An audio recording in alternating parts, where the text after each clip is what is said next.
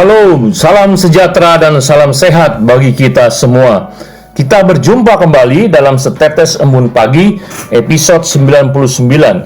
Firman Tuhan hari ini diambil dari Lukas 10, ayat 21-24 dengan ayat Nats, ayat 21 yang berbunyi, "Pada waktu itu juga bergembiralah Yesus dalam Roh Kudus dan berkata, Aku bersyukur kepadamu Bapa, Tuhan langit dan bumi, karena semuanya itu Engkau sembunyikan bagi orang bijak dan orang pandai, tetapi Engkau nyatakan kepada orang kecil. Ya Bapa, itulah yang berkenan kepadamu."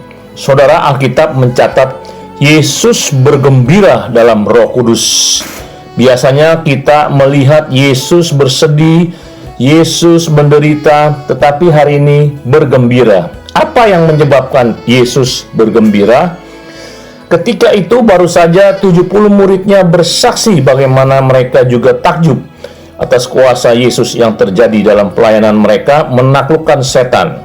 Apakah Yesus bergembira karena 70 muridnya dapat menaklukkan setan? Tidak. Alkitab berkata Yesus bersukacita karena Bapa berkenan menyatakan Injil kepada orang-orang kecil. Lalu siapakah orang kecil yang dimaksud Yesus? Di dalam bahasa Yunani dipakai kata nepios, berarti bayi usia 0-2 tahun. Bayi usia tersebut menandakan orang yang rendah hati dan bergantung penuh kepada orang tuanya.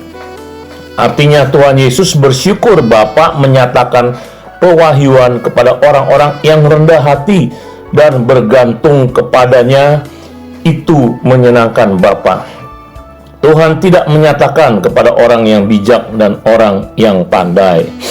Yesaya 57 ayat 15 berkata, "Sebab beginilah firman yang maha tinggi dan yang maha mulia, yang bersemayam untuk selamanya dan yang maha kudus namanya.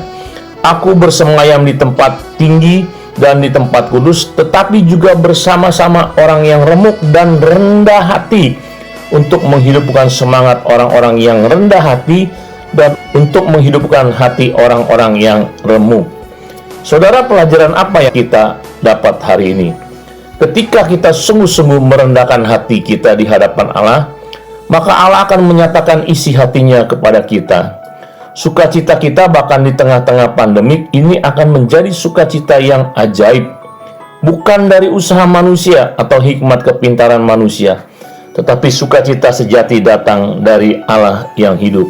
Tuhan Yesus memberkati. Mari kita berdoa.